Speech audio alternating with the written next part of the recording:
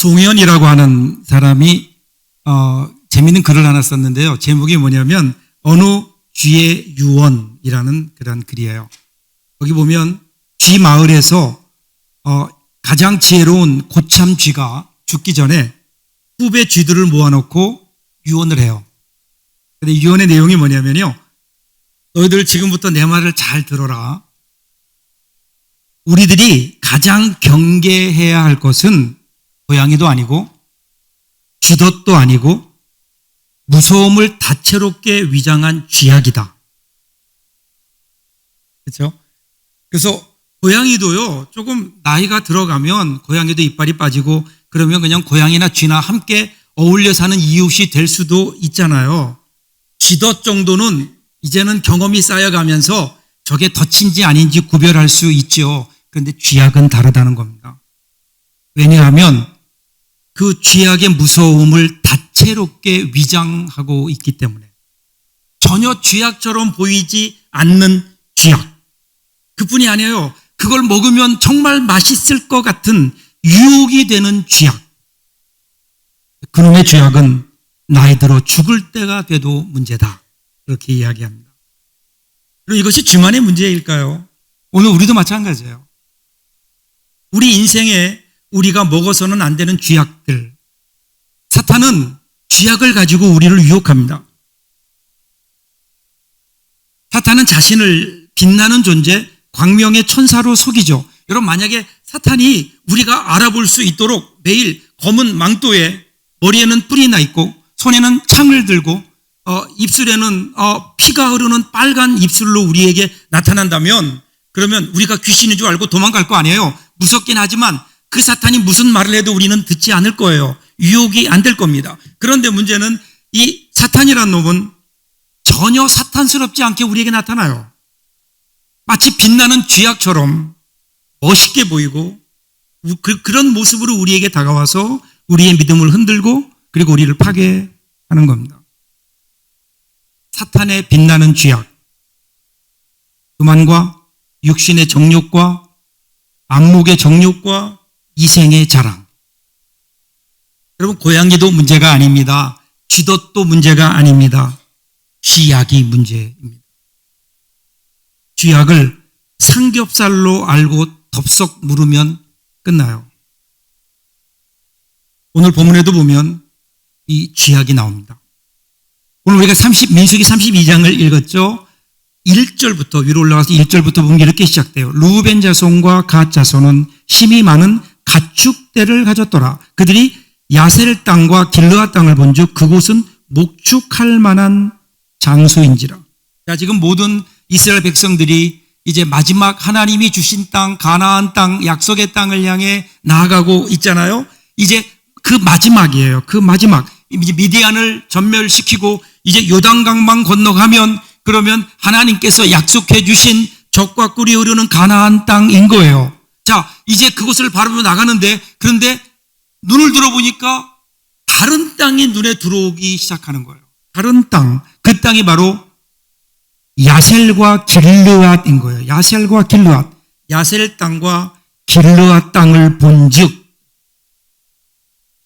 이스라엘 민족은 유목민족들이거든요. 요단에 인접해 있었던 이 길르앗 지역을 보니까 보기에도 풍요로워 보이는 거예요. 지금까지 그들은 40년 동안 먼지만 풀풀 나는 광야 땅을 지나왔잖아요. 그런데 거기에는 푸른 목초지가 있는 거예요. 자기가 가지고 있는 양들을 마음껏 먹이고도 남을 것 같은 너른 풀밭이 보이는 겁니다. 이것이 그들의 눈을 끌기에 충분했을 거예요. 그 중에서도 다른 지파들보다 더 많은 가축을 가지고 있었던 루벤과 갓 지파의 사람들은 더 그랬을 겁니다. 이 야셀이라는 곳은요, 더군다나 길르앗 북부에 위치한 성체인 거예요. 당시 고대 근동 세력의 중심이었고 지정학적으로도 중요했을 뿐 아니라 풍부한 농산물과 그리고 목축에 적합한 곳이었기 때문에 그들이 만일 저기를 우리들이 가질 수 있다면 자신들은 이곳에서 안전하게 풍요롭게 지낼 수 있다, 그렇게 판단했을 겁니다. 그 땅이 그들의 눈에 너무 좋은 땅이에요. 그들의 눈이 보기에 너무 좋은 땅인 거예요. 그러다 보니까 그 땅이 그들의 눈을 가려버렸어요. 그래서 하나님께서 약속해 주신 땅을 보지 못하는 거예요. 여러분이 갓자손과 루벤 지파의 사람들이 이제 그들의 마음속에 원래는 하나님이 주신 약속의 땅이 있었는데 언제부턴가 약속의 땅이 없어지고요. 거기에 이제는 길르앗 땅이 들어오게 된 겁니다. 그러면서 어떻게 될까요? 중심에서 하나님이 밀려나게 되고 하나님을 밀어내는 순간 하나님과 연관되었던 모든 가치 있는 중요한 것들도 동시에 밀려나게 됩니다. 하나님께 주신 약속의 땅, 하나님께서 만드신 이스라엘 공동체, 그리고 심지어는 하나님이 주셨던 그 소중한 가족들까지도 그들의 중심에서 밀려나게 되는 거예요. 특별히 16절을 보세요. 그들이 모세에게 가까이 나아가 이르되 우리가 이곳에 우리 가축을 위하여 우리를 짓고 우리 어린 아이들을 위하여 성읍을 건축하고. 여러분 이 모습을 보세요. 아이들보다 가축이 먼저 나옵니다. 그들이 이곳에 머물기를 원하는 이유를 설명하면서 그들이 무엇을 더 중요하게 생각하는지가 나오고 있는 거예요. 즉 자신들이 가지고 있는 양들, 즉 재물들 때문에 그것들이 눈을 가려서 더 중요한 것을 보지 못하는 거예요. 눈앞에 보이는 가축들이 자녀들보다 더 중요하게 우선적으로 생각되는,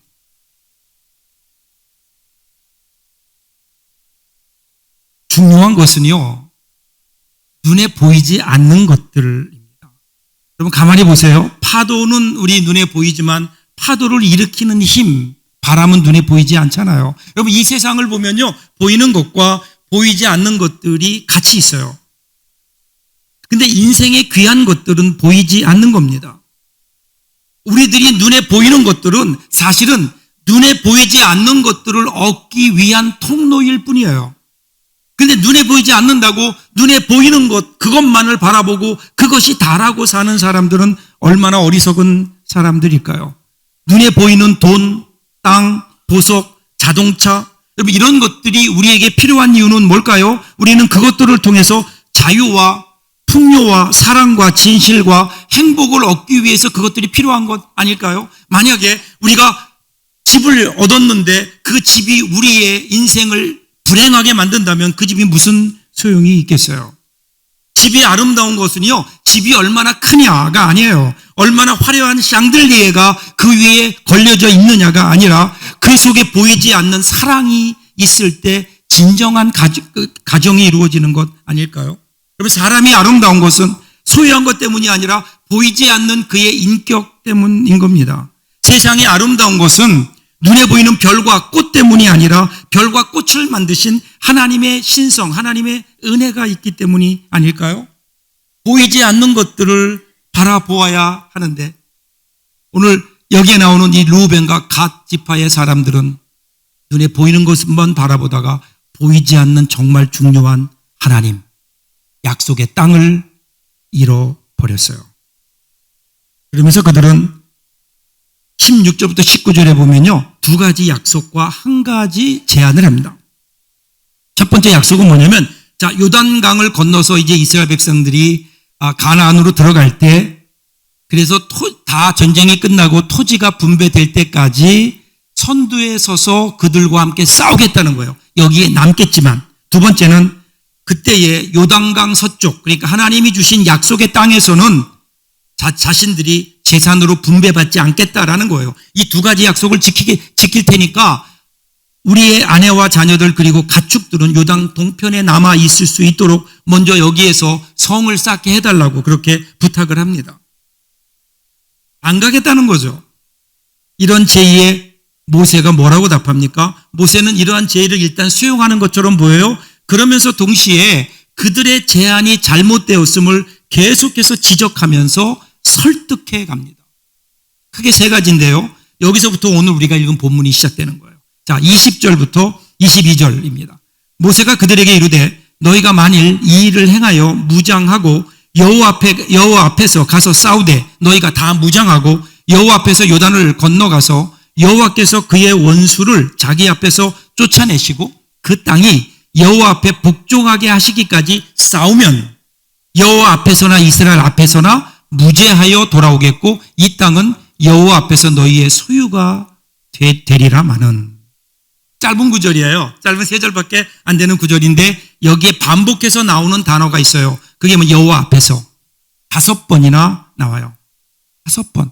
여호와 앞에서. 지금 모세가 왜 이렇게 여호와 앞에서라는 말을 강조하고 있을까요? 그 이유는 간단해요. 지금 이스라엘 사람들이, 특별히 르우벤 지파와 갓 지파의 사람들이 하나님 앞에 산다고 말하면서 사실은 하나님 없이 살아가고 있는 거예요. 하나님 앞에 산다고 하면서 하나님 없이 살아가는, 하나님을 믿는다고 하면서 하나님 없이 살아가는. 누가복음 2장을 보시면 예수님의 부모님들이었죠. 요셉과 마리아가 예수님이 12살 되던 해에 성전에 함께 올라가죠. 유월절을 지키기 위해서 예루살렘에 올라가요. 갔다 오는 길에 예수님을 잃어버립니다. 예수님은 성전에 남아 계셨는데 예수님의 부모들은 예수님이 자기들과 함께 있는 줄을 생각하고 하루길을 간 거예요. 그런데 그제서 하루가 지난 다음에야 안 겁니다. 예수님을 잃어버렸다. 이것도 문제지만 사실 더 큰 문제는 뭘까요? 예수님을 잃어버린 줄 모르는 거예요. 그냥 예수님은 여전히 나와 함께 하겠거니 라고 생각하는 거예요. 분명히 주님과 동행하지 않으면서 나는 지금 주님과 동행하고 있다고 생각하는 거예요. 주님이 가시는 그 길을 가지도 않으면서 나는 여전히 주님은 그래도 나와 함께 해 주시겠거니 라고 생각해요. 여러분, 예수님의 부모들은요, 하루 만에 알고 돌이켰으니까 금방 예수님을 찾을 수 있었지만 한평생 나는 주님과 동행하는 줄 알았는데 주님이 나와 계시지 않았다면 여러분, 이것만큼 허무한 일이 어디에 있을까요? 이와 같은 착각이 우리에게 있지 않을까요? 우리 신앙인들에 있는 가장 보편적인 착각 중에 하나가 예수를 잃어버리고 그 주님과 동행하지 않으면서도 여전히 나는 주님과 함께 가고 있다고 생각하는 거예요. 그러다 보니까 예수는 믿어요. 신앙생활은 하는 것처럼 보여요. 그런데 예수님과 동행하는 기쁨, 주님이 함께 하시는 그 다이나믹이 우리에게 없는 거죠. 그 기쁨을 경험하지 못하는 겁니다. 그리스도인들이 누구예요? 그리스도인들은 하나님 앞에서 하나님과 함께 살아가는 사람들이에요. 시편 23편 4절을 보세요. 내가 사망의 음침한 골짜기로 다닐지라도 해를 두려워하지 않을 것은 주께서 나와 함께 하심이라. 주의 지팡이와 막대기가 나를 안위하시나이다. 다윗의 고백이잖아요. 지금 다윗이 살고 있는 지나가는 삶의 현장은 어때요? 사망의 음침한 골짜기예요. 근데 그럼에도 불구하고 그가 두려워하지 않을 것은, 절망하지 않는 이유는 뭘까요? 하나님이 함께 하시는 거예요. 그 하나님이 함께 하시기 때문에 내가 어디에 있든지, 정상에 있든지 바닥에 있든지 상관없이 나는 두려워하지 않는 거예요. 기쁨 가운데 살아갈 수 있는 거예요. 다윗은 하나님 앞에 살았기 때문에. 그래서 그는 두려워하지 않고 절망하지 않는 거예요. 혹시 오늘 우리가 이 하나님을 잊고 살고 있는 것은 아닐까? 하나님을 믿는다 하면서, 신앙생활을 한다고 하면서 과연 나의 삶 속에 우리 주님이 함께 하시는지. 지금 모세는 그것을 묻고 있어요. 다시 생각해 봐라. 두 번째는요, 22절에 보면 이렇게 지적합니다. 그 땅이 여호와 앞에 복종하게 하시기까지 싸우면 여호와 앞에서나 이스라엘 앞에서나 무죄하여 돌아오겠고 이 땅은 여호와 앞에서 너희의 소유가 되리라마는. 자, 모세는 각각 르우벤이 선봉에 선다고 제안하는 것에 대해서 보충해서 설명해요. 그런데 언제까지인가 이 사람들은 뭐라고 얘기했는가 하면요, 기업을 분배할 때까지만 싸우겠다 이렇게 얘기해요.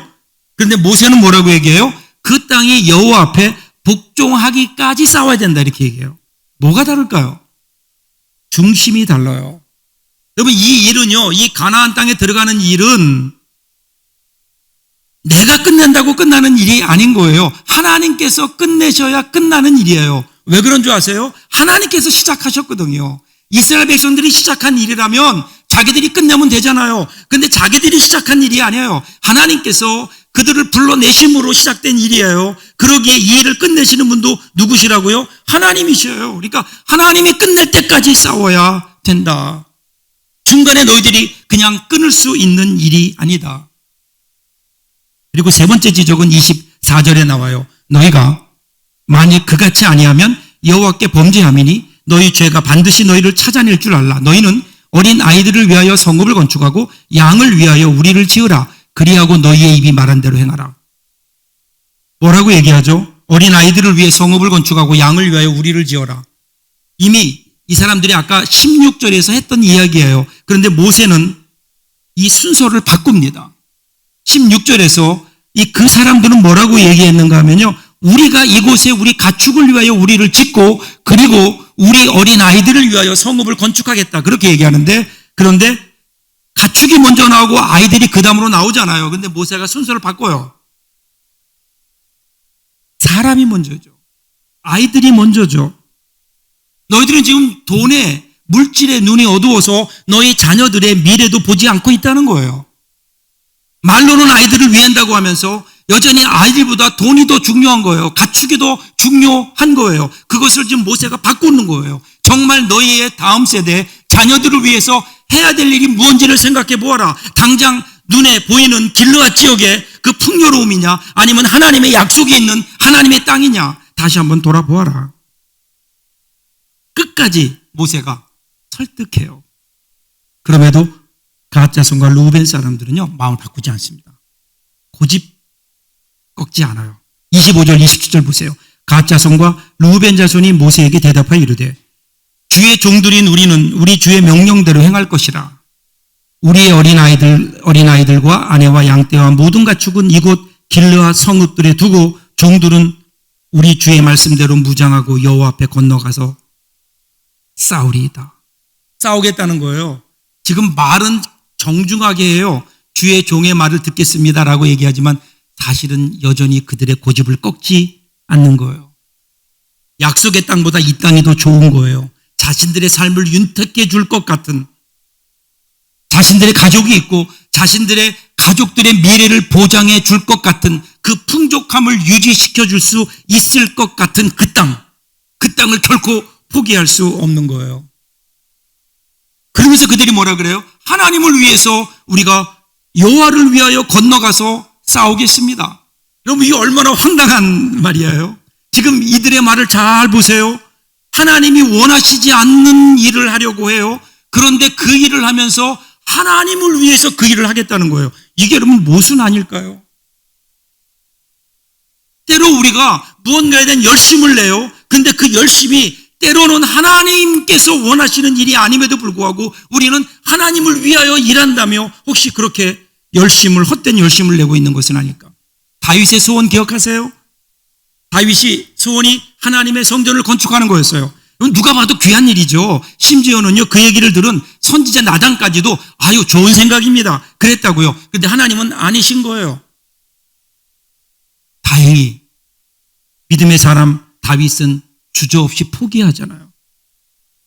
오늘 우리는 어떨까요? 우리는 하나님을 위해 무언가를 하기를 갈망합니다. 그런데 우리 하나님의 일을 우리의 열심으로 할 수 있는 것은 아니잖아요. 우리가 하나님의 일을 한다고 하는 것은 하나님의 뜻을 먼저 알고 나를 통해서 하나님께서 그 뜻을 이루어지기를 원하시는 건데, 그 때로 보면 우리는 우리의 의지와 열심을 내세우려고 해요. 그것이 하나님의 뜻이냐 아니냐, 하나님이 원하시는 일이냐 아니냐는 뒤로 한 채 오늘 나의 열심만 집중하고 있는 것은 아닐까.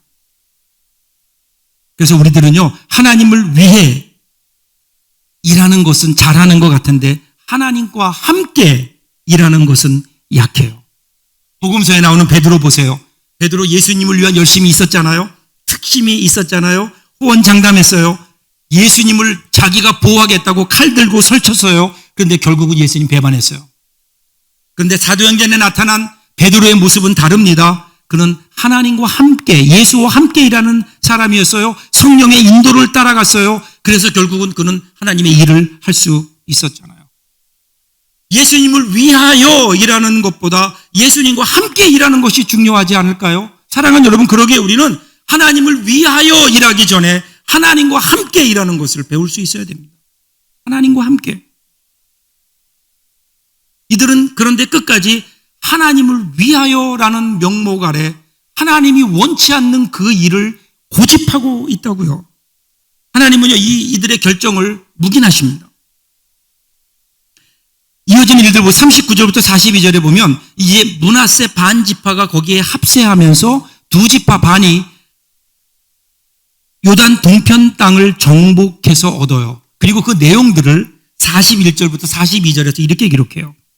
므낫세의 아들 야일은 가서 그 촌락들을 빼앗고 하봇 야일이라 불렀으며 노바는 가서 그 낫과 그 마을들을 빼앗고 자기 이름을 따라서 노바라 불렀더라. 이게 무슨 말일까요? 여러분, 므낫세라는 사람의 아들이었던 야일이 가서 어떤 고을을 빼앗았어요. 그리고 이름을 뭐라고 얘기했는가 하면 하봇 야일 그렇게 얘기했어요. 이 하봇 야일이라는 뜻이 뭐예요? 야일의 고을이라는 뜻이에요. 노바라는 사람은 어떤 성을 점령한 다음에 그 이름을 따서 노바, 자기 이름에 자기 그 성읍 이름을 자기 이름을 붙인 거예요. 자기 일인 거예요. 하나님의 일이 아니었어요. 이 일을 이루신 분이 하나님이시다라는 고백은 없어요. 그것은 내가 점령한 거예요. 내가 이룬 일들이에요. 결국 주인은 자기였어요.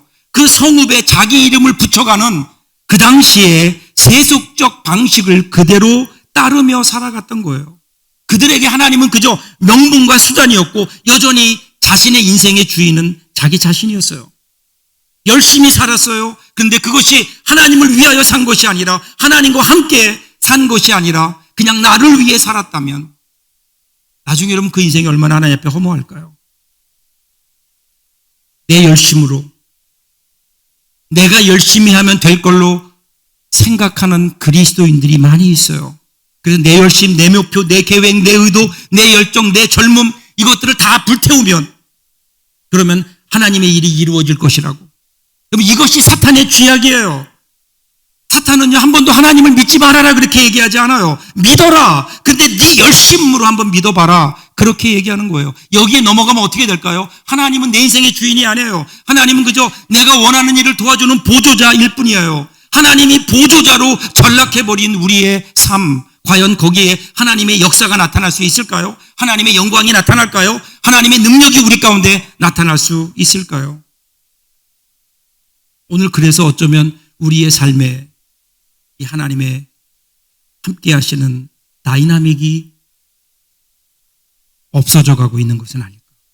사랑하는 여러분, 우리가 인생을 살다 보면요 환호하는 관중과 골을 넣어서 성공하겠다는 열망이 우리 가운데 있죠. 그래서 때로는 하나님을 잊어버린 채 하나님보다 앞서가려고 합니다. 근데 여러분 하나님보다 앞서가면요 반칙이에요. 영적인 오프사이드. 하나님은 광야에서 이스라엘 백성들을 구름기둥과 불기둥으로 인도하셨어요.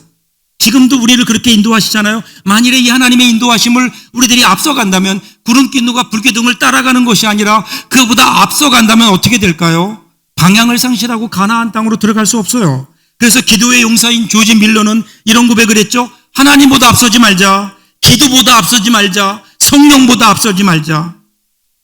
근데 어느 순간 우리는 하나님보다 앞서 나가고 있는 것은 아닐까요? 그러다 보니까 하나님이 안 보여요. 하나님보다 앞서가면 심판이신 하나님의 호각 소리가 들립니다. 오프사이드라고요. 사랑하는 여러분, 세월이 흐를수록 하나님의 일하심이 느껴져요. 근데 그 하나님의 일하심은 내 열심이 아니에요. 하나님께서 나를 통하여 이루어 가시는 그 일들, 하나님의 일하심을 통해서 이 땅에 역사가 돌아가고 있구나 하는 것을 깨달아요. 나의 열심이 아니에요. 그래서 헨리 나우엔이라는 분이 이런 얘기했잖아요. 성숙이란 자신이 가고 싶지 않은 곳으로 기꺼이 끌려갈 수 있는 능력이다.